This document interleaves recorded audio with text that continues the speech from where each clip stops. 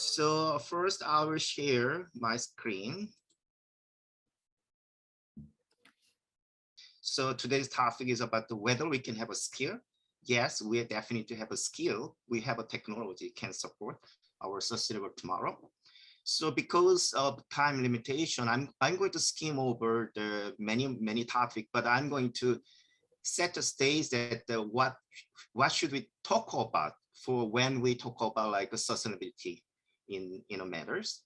And then I already shared this presentation, so you can look at it in detail if you want.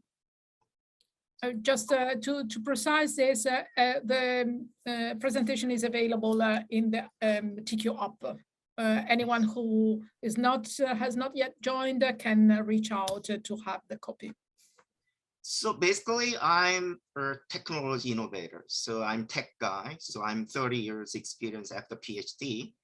My PhD was in physics. I studied universe, through the complex universe, to try to explain very easy way. And that's my skill. After that, I most of my career in IT, telecom, and then high tech, semiconductor, and recently digital technology like AI, blockchain, IoT, and every matter like a big data.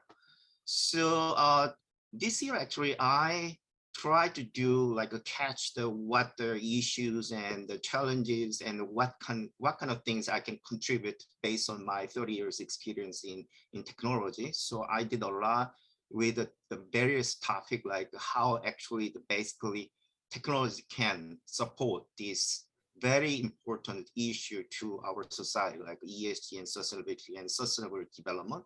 So all the topic of here, and all the recording and presentation is here.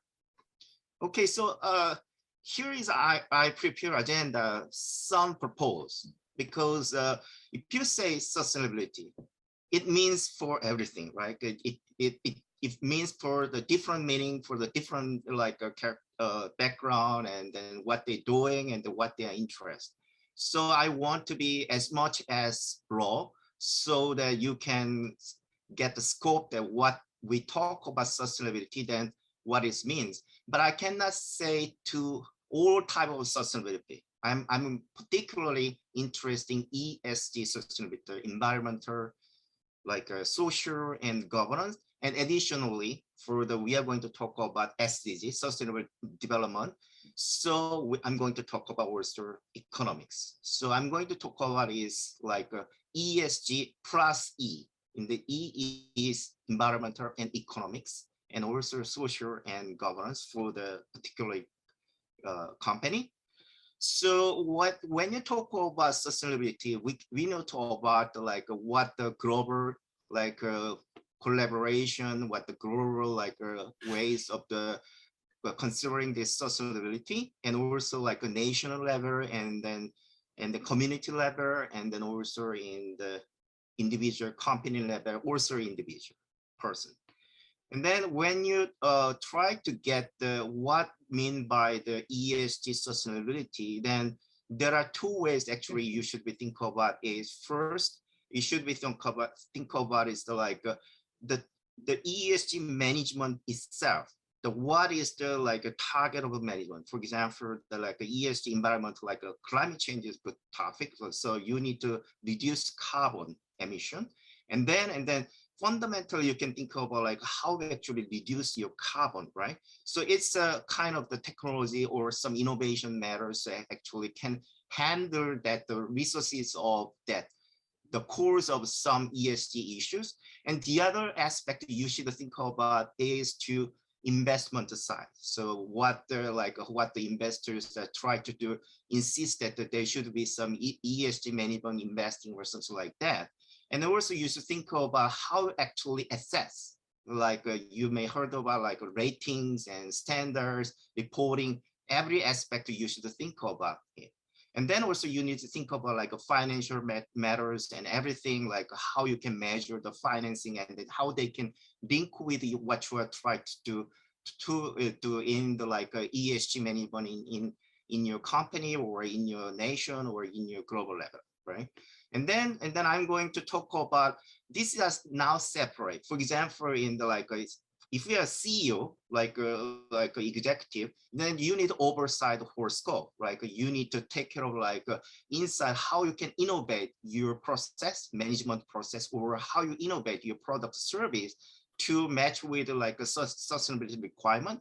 But also you should also think about like how actually can persuade, talk with your stakeholder, like a shareholder, investors, your in-house like employees, every like a society member, right? How you can actually communicate with them.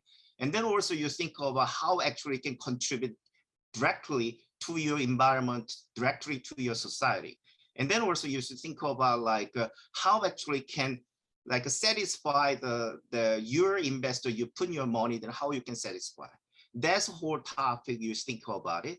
And then now I'm going to try to combine that how actually can resolve this like a separate issue, like some party talk about like innovation, and some party talk about management, some party talk about assessment. And then I'm going to combine them as one topic, actually like how you combine these two topics as a ESG sustainability plus digital transformation can handle this all kind of problem that we create that when I talk about right now. And then I'm going to introduce new technology, digital technology. Actually, fortunately, I experienced that you know that there is for example here COP26 now in your local in the United UK that hosted this COP26 E20, and then they talk about a lot of the like climate changes. And then there was a European committee actually the host online seminar. And then on the Monday program, there was one session about how digital technology can have to like a climate change issues. And then they introduced a lot of the digital technology. And then they first time, as to my understanding, for the first time, they talk about Metaverse. And the Metaverse actually, if you heard about Metaverse before, then recently the Facebook, the Facebook changed their name as a Metaverse company as a Meta.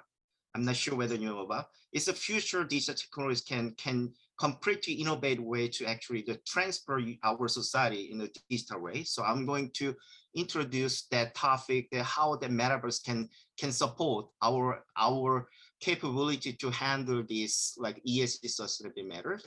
So first, everybody may understand but why this ESG sustainability is imperative, right? Everybody know that we should do, right? Why? The first one, we think about climate change, right? That's why we have a COP26 in UK, and the worldwide leaders get together to resolve how we can solve this climate change problem.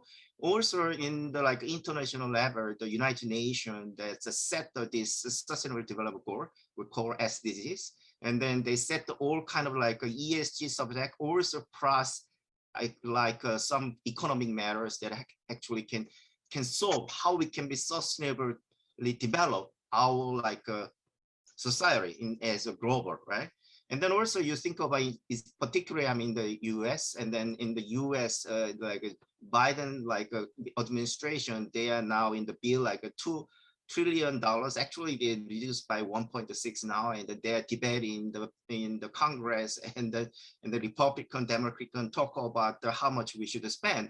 But the proposal is that we want to develop sustainable infrastructure in the United States.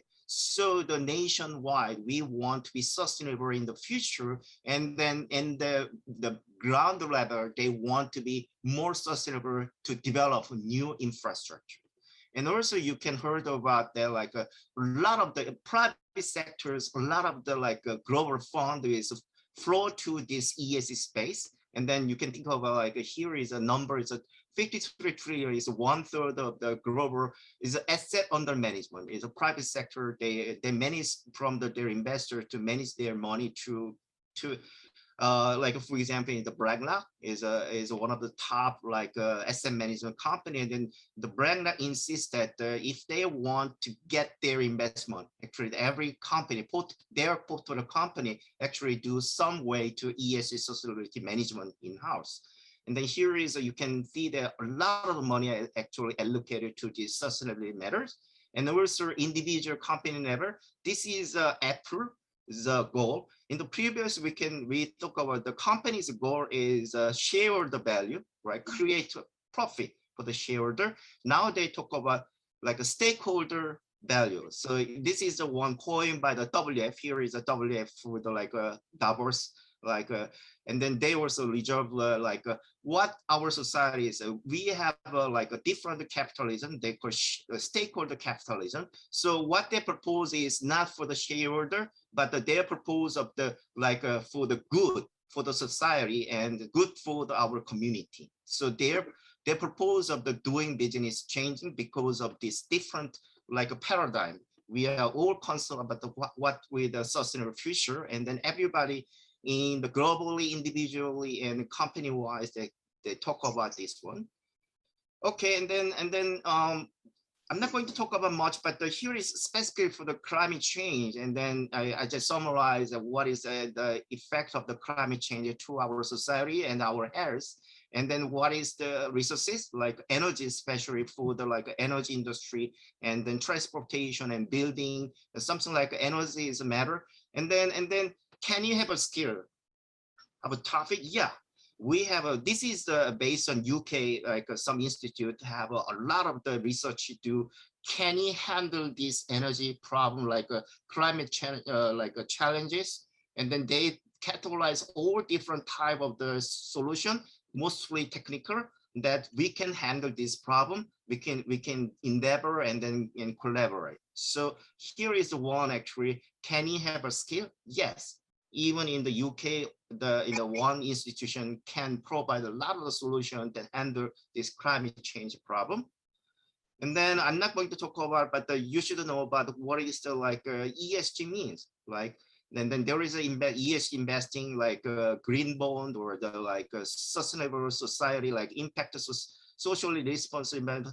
You are like a circular economy, you should know about it. And what is environmental matter, like, you know about the climate change, the pollution, the water use, and many things. And the social issues, you should think about like, for example, like health and like a safety in the work environment, or the inclusion, or the like diversity, or the ethnic matters, or the labor matters, and the society contribution, a lot of things. The governance, how you can govern your like a company like ethnically, and then follow your rules and regulations, and transparent way to do like a reporting tax or something like that.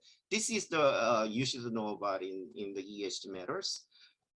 And then there are a lot of the companies actually that generate, especially for the like in-house company, or some of the many advisors are developing how we actually efficiently and effectively manage your ESG matter. And then I just summarize this one, but you can look at it. And then this is whole thing actually you actually implement this one in your individual company, or your organization or institution can handle this one. And then I just researched a lot, and then I summarized the best practice way to do that one. And also here is for specific for the like climate change, and then we know about TCFD provide like how you can have a carbon net zero management, and then they provide a lot of the good tools, and then the companies follow this protocol, and then they generate their reporting to how they manage their climate matter issues following this one. And also here is like a good reference. You can look at it, this famous book about how you handle it. And then also we should know about that when the like you disclose to your like management, like your performance of the ESG sustainability, there are a lot of the like framework guideline exists. For example, you may heard about GRI-WEF, and then also SASB, TCFD, and SDG, and many things. So this is the current situation. And then good news is this is recent one. Actually, today I received an email from IFRS that announced that they want to be like a international standard board.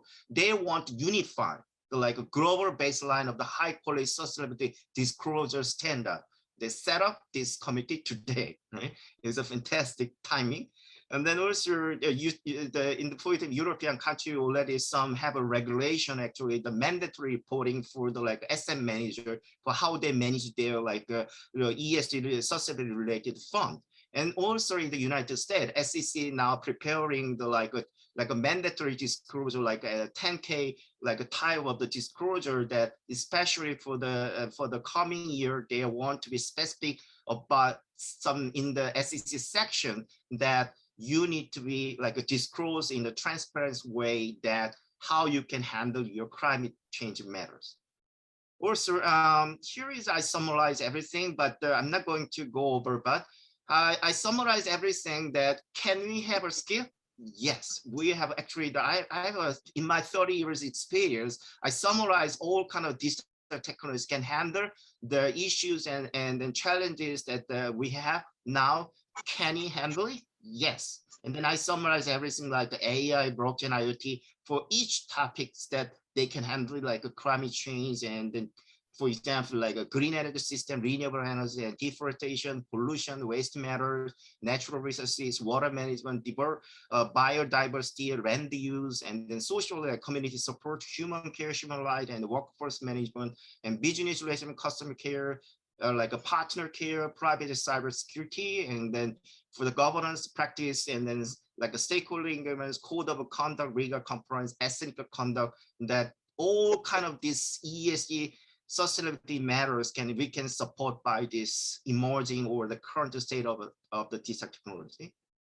And then this is the one you should be know that here that this is my personal view that I was not in this industry. I from in like technology innovation and technology management in some way, and then some way I'm interested in this space.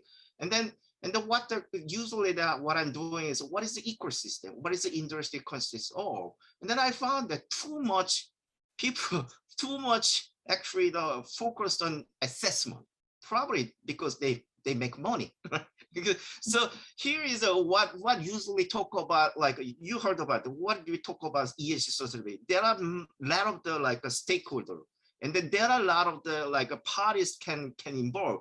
But when you specifically, if you talk about some ESG guy, what do you think about your ecosystem? Mostly what they think about this one, assessment. Right, you're driving by the financial institution and how you're rating there are 600 over 600 worldwide rating company and the big like asset management and financial company developer.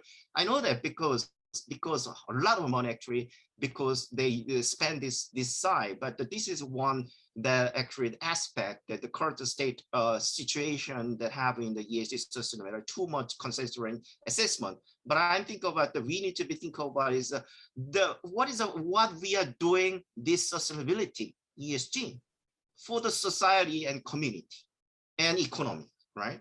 And then we need to be more like focused on that matters rather than just to try to do like evaluate. And then I know that why, because there isn't any transparency where actually the judge whether the individual company doing well, right? But we need to think about now that whether there is a balance between like the fundamental thing that we need to do actually contribute to our society, and then just to think about like just evaluate. Right. This is one issue that I found in ESG.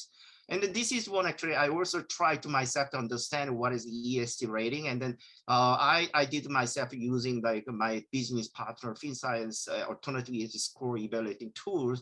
And then I look at the well-known that I know about it, like S&P 500 high-tech company. And then this is SDG. So each SDG, and you can evaluate each company can do well by you can rating and then making scoring. And then every sector, and then different type of the sectors, industry sector, individual company, how they will manage their in relation to SDG, and then you can do that. And then as I told you that there are many different type of the measure your performance. So like SDG-SASB or some of the GRI or the like, for example, WF, many different, this is an issue, like too many standards to reporting. And then you can do that by the like supporting by this one actually done by AI. So AI can do this and with the integrated big data. So this is one advantage of doing like AI big data technology can support to our like to handle this kind of the ESG sustainability matters. And also here is, I summarize everything that actually I reserved. What is the current issue of the, like, if you talk about issue, sustainability management, asset management issue, and then you can look at it, everything that what I decided to is I just reserve that what kind of issues and then the challenges, and then I'm trying to do to handle every matters as far as I can do based on my 30 years experience in technology. Can really technology can support the resolve these issues. That's what actually what I'm doing now.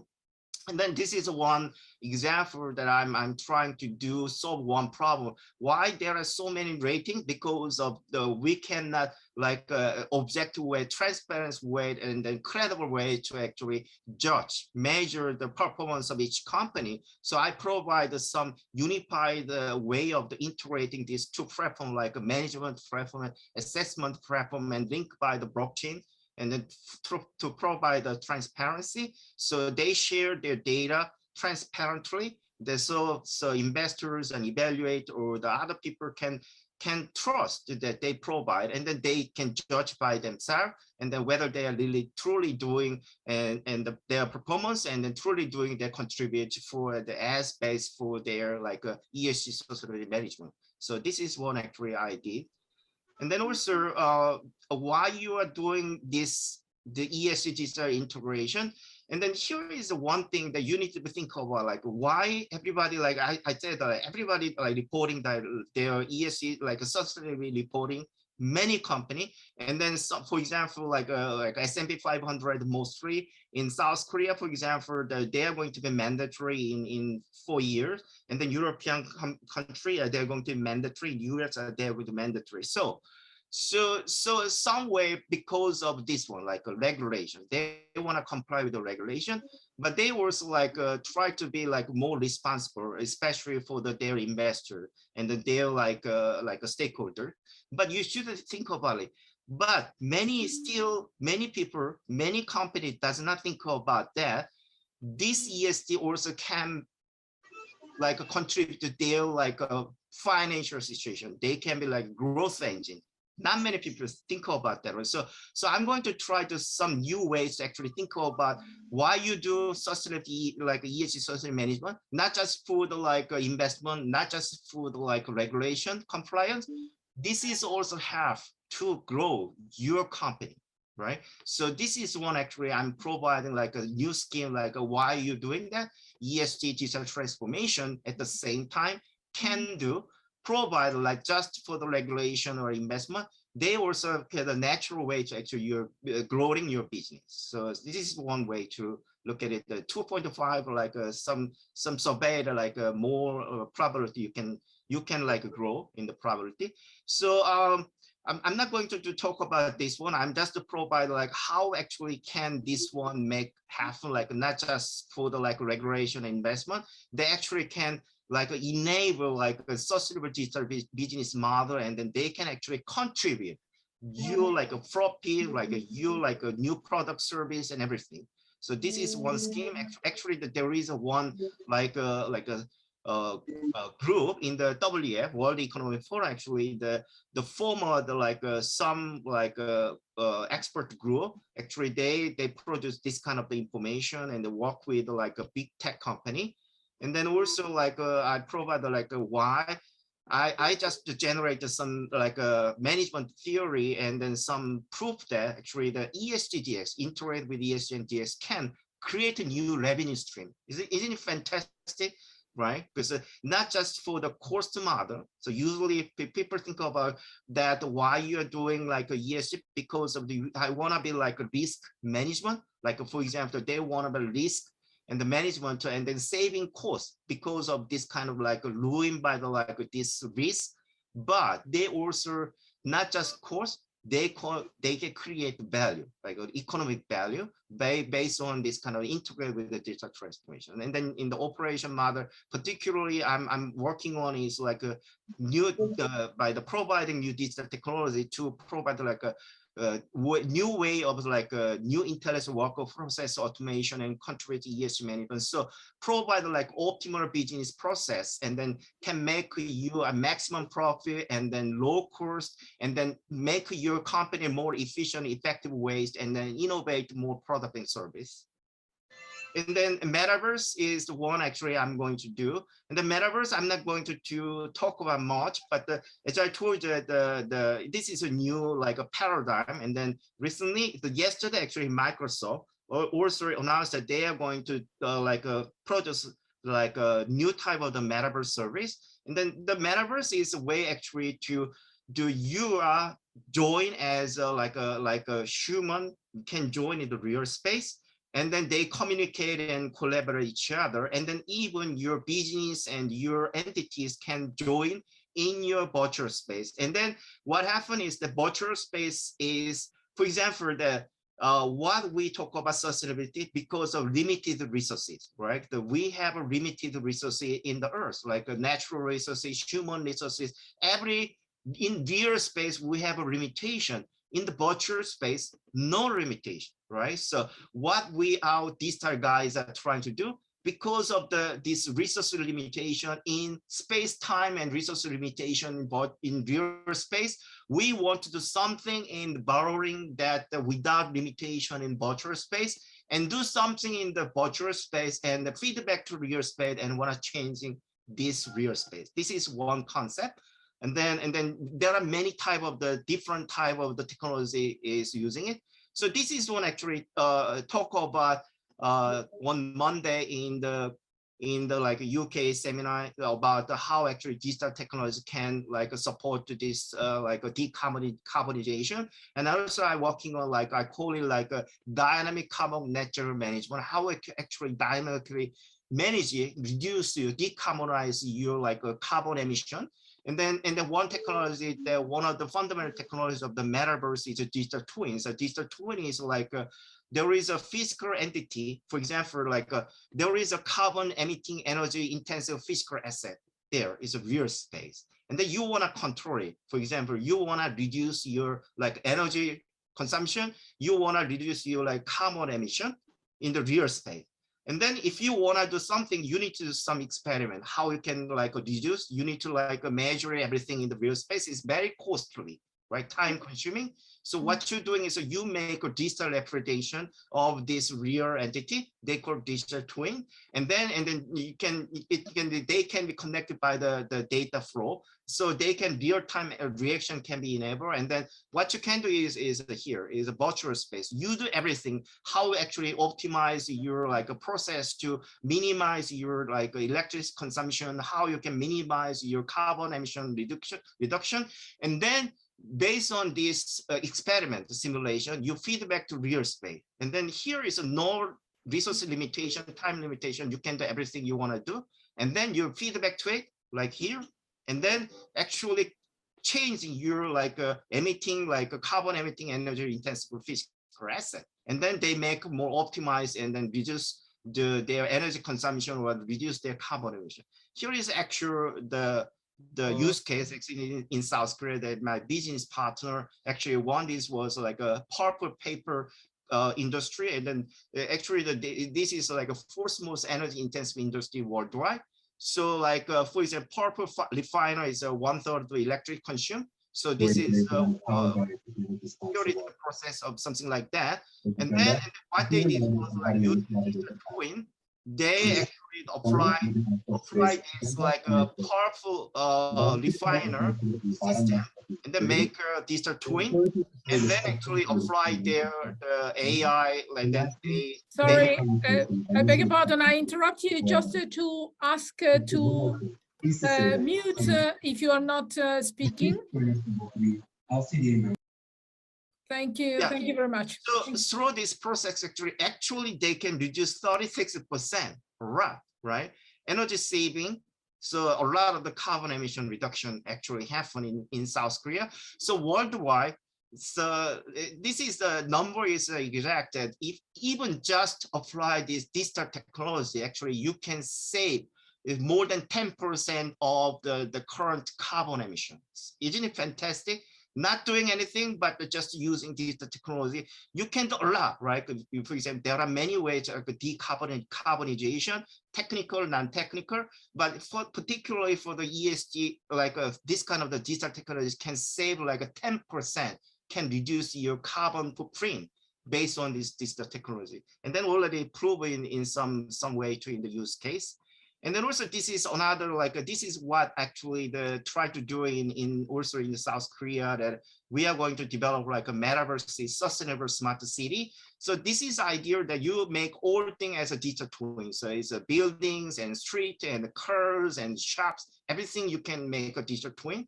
And then also there is like you and other people can be like your avatar humans can be integrated in the like a Metaverse platform, and then they collaborate on the virtual space. So they collaborate like even UK or whatever, and then they collaborate, expert to collaborate, and then produce the best way to manage it and reduce carbon emission, reduce waste. Every way to sustainable smart cities can happen, and then they feed back to you whatever in your control center, and then doing everything, and then they make like a future of the city. Like for example, here like I also provide how we actually implement. So this is not the theory, or this is not a future. This is in happen. And as far as I know, that this is this kind of cities are now in South Korea, in the United Kingdom, also like in the United States, for example, Boston that I'm housed in, that also we're doing that. Also China in Shanghai. So this is the current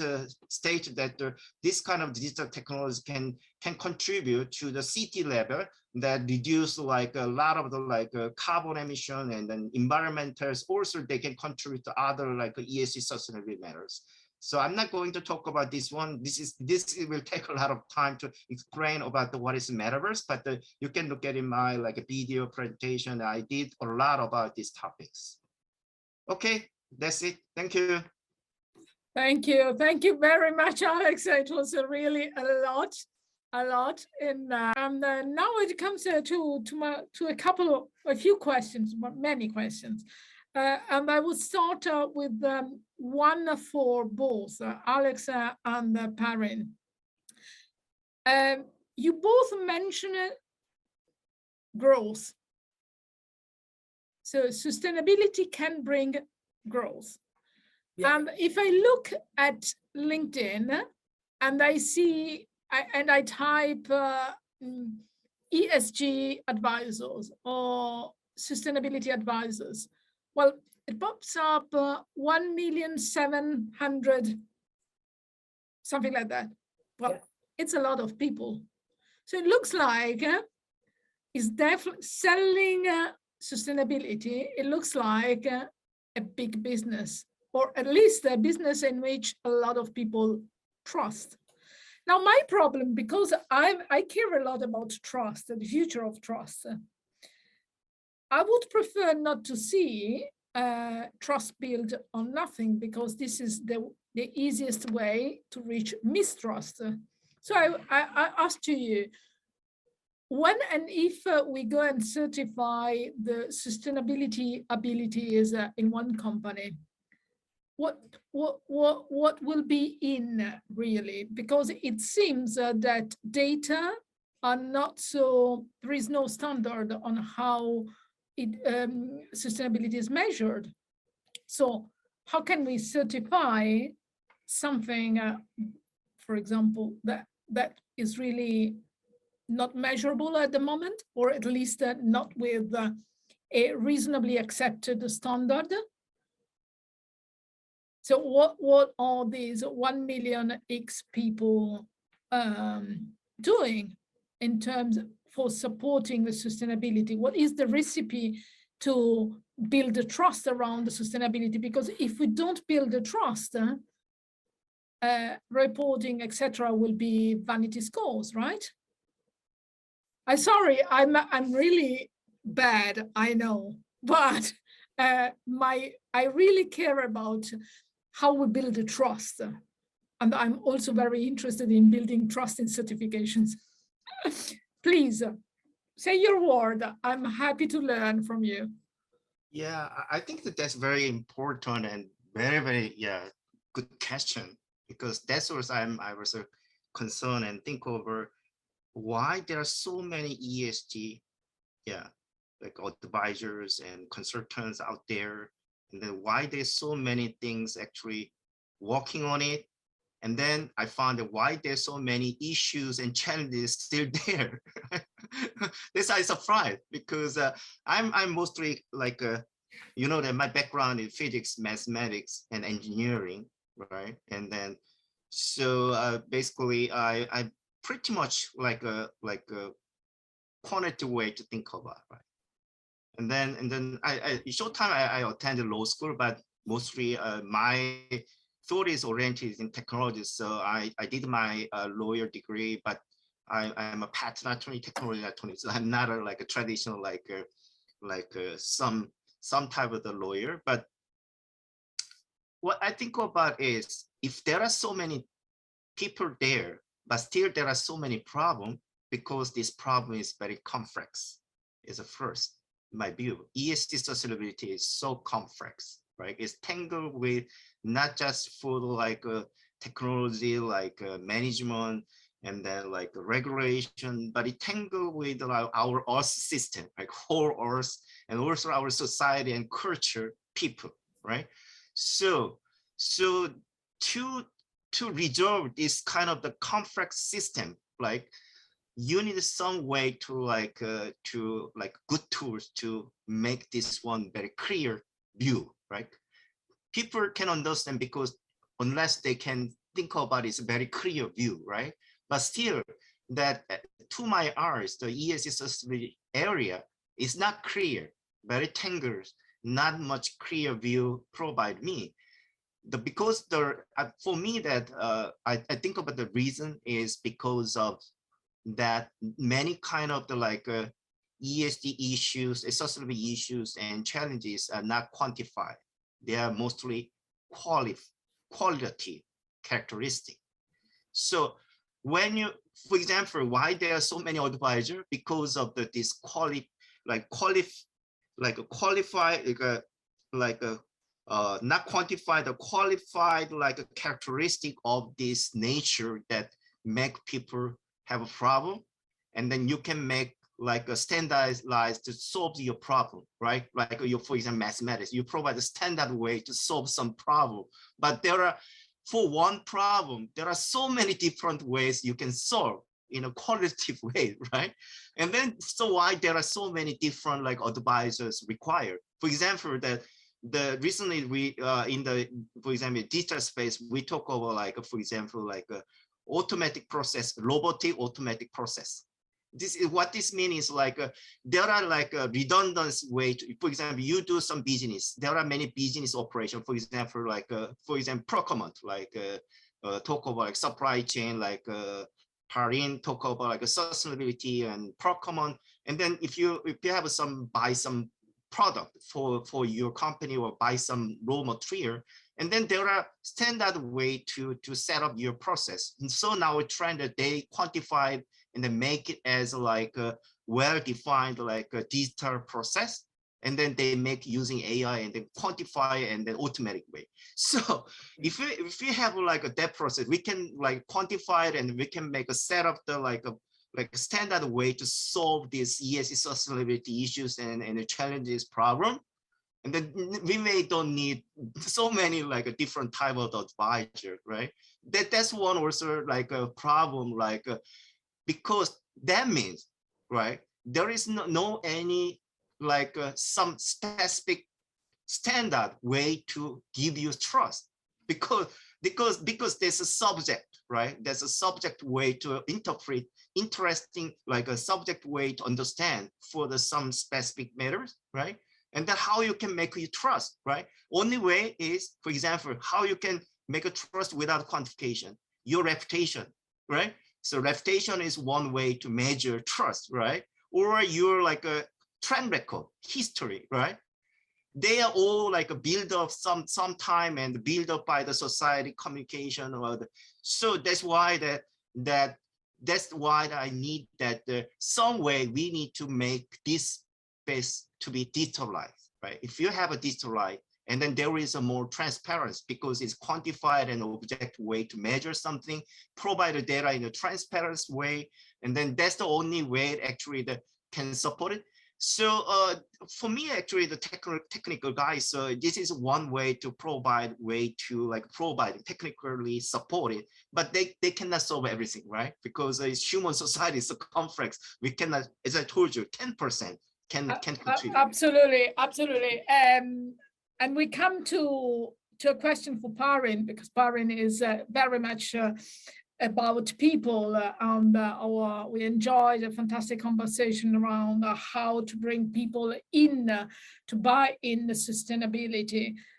So what can be done to create the culture and to bring people in the process of building a better future? Because as Alex said, well, there is no standard. And looking at negotiations, etc., it can take time to get those standards. And probably when we will have standards, they will be old and we will need to start again. So my question to Parin is, what can be done to bring people in the process? Because if we don't create the culture, and we don't support the culture with the transparency, as Alex correctly said, well, it may be very, very hard to get there, right? Yeah, absolutely right, Laura. And I'll address three things. One thing is number of people, 1.7 million. So 1.7 million is not enough to me. We need to have more than 1.7 million. Reason being, as of now, 3.3 billion people are into employment. Out of 3.3 billion people, 2 billion people are into unstructured employment. Unstructured means they don't have any offer letter, they don't have any working hours, they don't have standard wages, or they are not being paid minimum wages or nothing like that. So more than 70% of the people are into unstructured employment around the world. And so this 1.7 million people or 1.7 million ESG expert, if you compare with the 2.3 billion figure, then we are having maybe one ESG expert per 1,000 person who we want to help. So one person needs to help more than 1,000 person who are into unstructured employment. Correct. And if one ESG expert can do it in 1 year, then we can make the entire world sustainable. Okay, but still it's not possible. So we need more. We don't need 1.7 million. We need it to be 17 million, 10 times more than what it is right now. So that one person can help 100 people in 1 year time. So that is one thing. So now the second thing was about trust. Now the trust has two components to me. One component is non-measurable, which is honesty, transparency, and all those kind of things. If you are honest, you are transparent, it builds trust. Now the second component is your technical expertise. Now the technical expertise can be measured in two ways. One, your qualifications. It can be a university qualification, it can be a certification. You may have got some diploma, degree, PhD or something. And that's why what we do is, in our case, when we do some assessment and audit or certification, we have at least one person who will have a PhD degree. If we are doing certification, means there will be either SSR or a quality guy will have a PhD degree, otherwise will not do it. So that is to build trust that, okay, we are using qualified guys. We are not using anyone who has learned sustainability 1 year back. He has come from the university and he's doing the assessment. So now that is qualification. The second part of technical thing is your skills, which you are trying to build. Some way of measuring skills. And that is a wonderful initiative from TiiQu, which I appreciate. And there should be some common platform to measure it. Now, the third thing, the question which you asked is how. Am I right, Laura? Yeah, my question is how. So I'll share my screen. Make it happen through people, because the point is, well, I have my perspective about what qualifications can can be used for. My personal view is that any qualification is old at the exact instant when it is created, because it is about what was defined as the correct knowledge in the past, but doesn't cover what happened next. And today we build the skills every day. But anyway, this is not the talk about for today. But what I want to know, because I know that you are trying to do something for bringing in people. I want to make it evident that something can be done across the society to build that culture that cannot be necessarily represented by qualification. Yeah, you're absolutely right, Laura. We have an initiative and we are trying to do it because we believe that if you want to give a weightage between three stakeholders, one is government, second is institutes or businesses, and third is individual, then we think individuals are far more powerful than anyone else. Individuals, if we say government is not doing this or businesses are not doing this, I sometimes feel that, okay, they are not doing it, but what are we doing? What is our contribution? That is more important than what others are doing. So to do that thing, what we have done is it's absolutely free. The initiative is totally free to bring in the people. 1 second. Okay. Can you see my screen, Laura? Yeah, sure. Okay. So now we have an initiative called SPSC Ambassador. We call them Sustainable Procurement and Supply Chain Ambassador, because what happens is in our personal life, we are all procurement professionals. We all buy things for our own family. Somebody spends $5,000 a month, somebody spends $1,000 a month, somebody spends $100 a month. So we are all procurement professionals to me, because we buy things. So we need to bring in the people, we need to engage people, we need to motivate people, we need to recognize people that you are very much important to contribute to sustainability. So now how we do it, how we try to build that particular thing is we try to engage them that, okay, if you try to be sustainable or if you want to be sustainable in your personal life, we'll engage you by giving you a identity that you are our SPSC ambassador. What you have to do in return for us? Nothing. You don't have to do anything for us. You don't have to do anything for the society. You do it for yourself. When you are buying things, when you are consuming things, and when you are disposing things, be sensible or try to think about sustainability when you do these three things: when you buy, when you consume or use, and when you dispose. So Parin, the question is, do people buy in? Yes, Laura, definitely. Reason being, see, what happens is once they are inside this particular ambassadorship, we don't live by just giving them a verifiable certificate. We try to motivate their behavior. We try to influence their behavior that, okay, you give up plastic or you improve your recycling or you contribute to the society. All right. So, then we recognize you with a badge or a certificate or a medal or what is a cup. And that is again a verifiable thing what we present it to them. So basically they are competing against themselves. They are not competing against other people. So Parin, you are saying the initiative is probably fostered by the recognition of everyone's contribution. Yeah. All so right. Instead of competing with others, we try to motivate them to compete with themselves. And once they do something, we recognize them by the way of a medal, by a way of certificate, and everything is in public domain. So it's verifiable by anybody. So anyone who is willing to take into consideration this, please join or reach out to Parin through TiiQu or directly through the emails, etc., that he will be providing at the end of the event. So now let's go back to the wider picture. ESG, SDGs, what is really important? between E, S, and G? Do you think there is one that is more important that will drive the others? Or do you think the question is for both Parin and Alex? What would you go first? What do you think that takes in the other? I'll take it first, Alex. Sorry.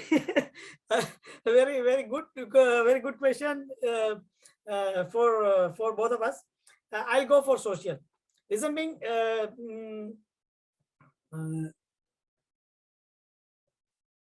for human beings, there are three necessary things, basic things. One is food and water, correct? We can't live without food and water.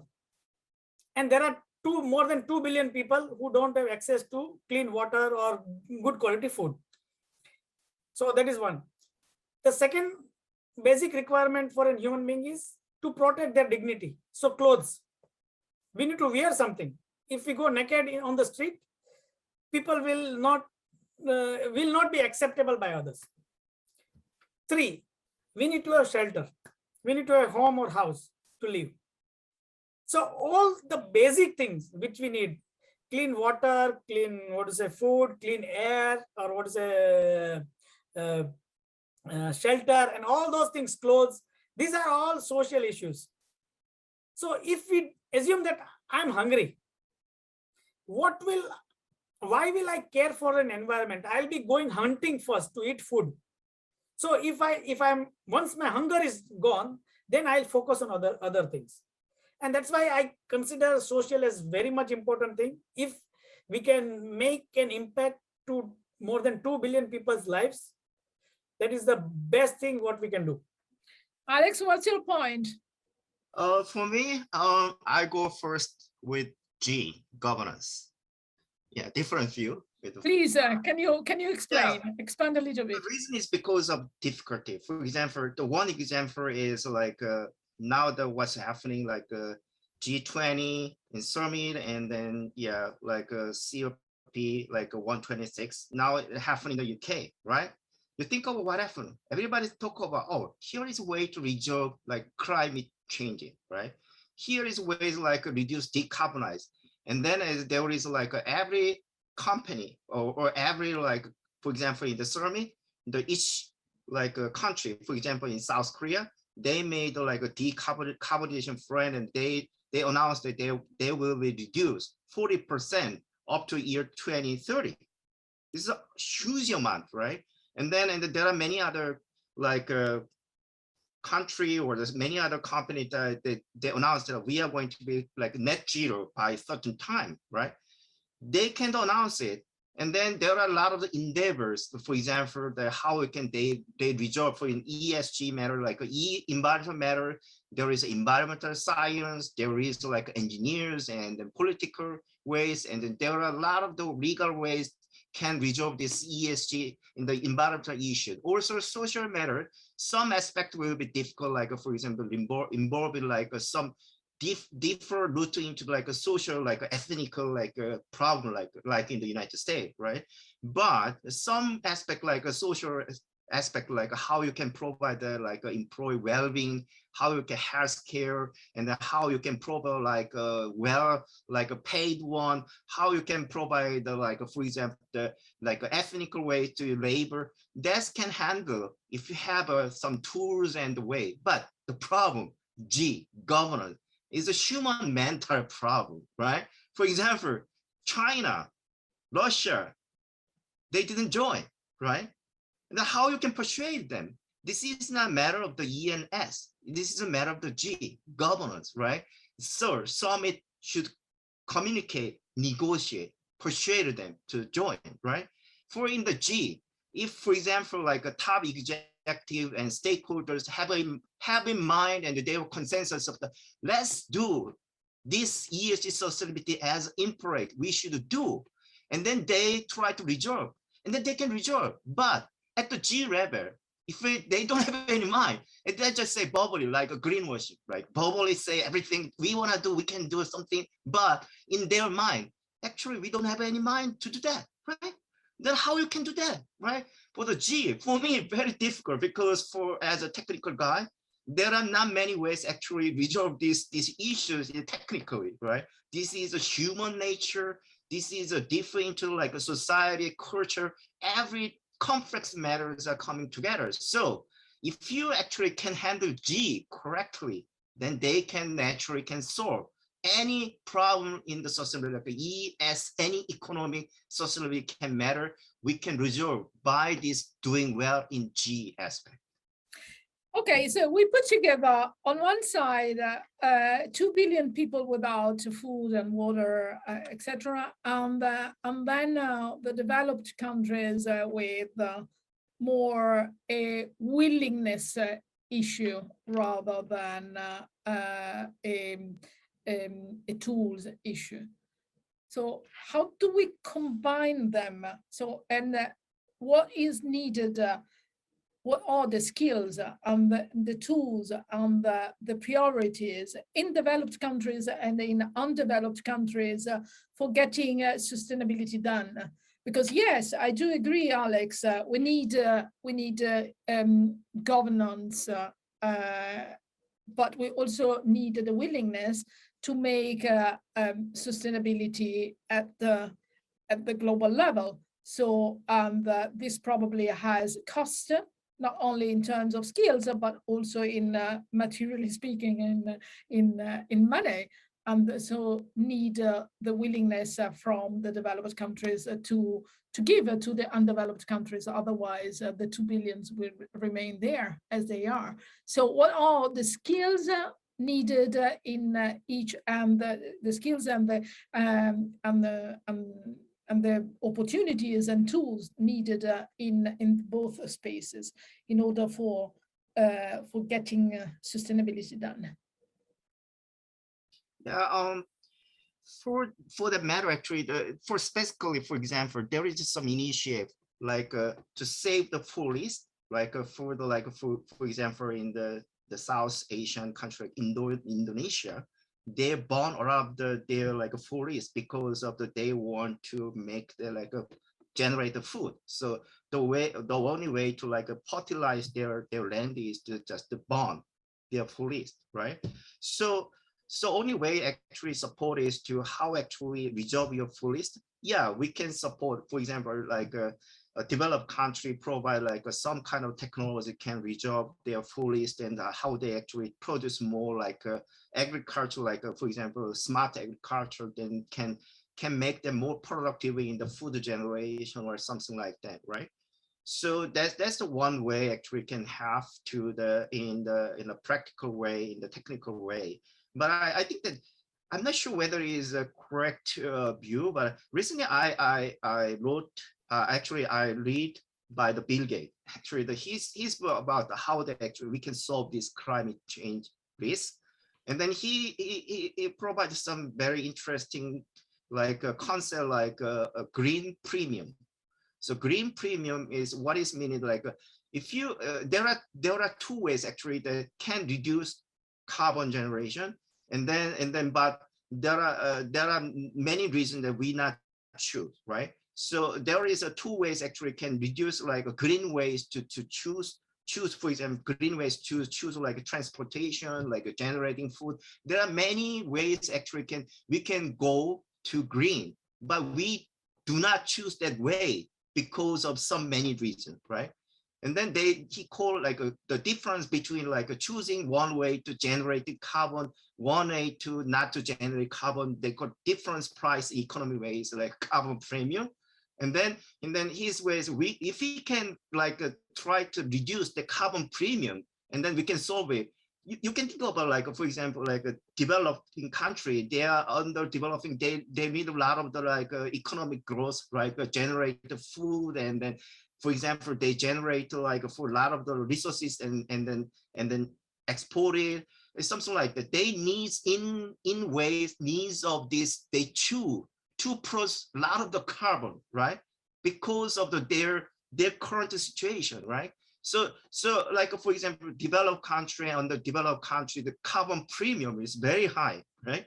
So some way actually that this developed country can candle is how this can contribute to reduce this carbon premiums through the like supporting this underdeveloped country, right? And then this is one actually that we need like a United Nations or this kind of the survey that actually in the global way actually how actually can in harmonious way to resolve this like a different view and a different way to choose this like contribute our society, and then for the like developed country that we think about how we can actually contribute this developing country to reduce this carbon premium of type of the green premium type of this difference, right? So one A is to like directly have them, like to resolve their problem, like make more efficient product way to solve their problem. The other ways like economic or other like supporting ways to handle that problem. Thanks, Alex.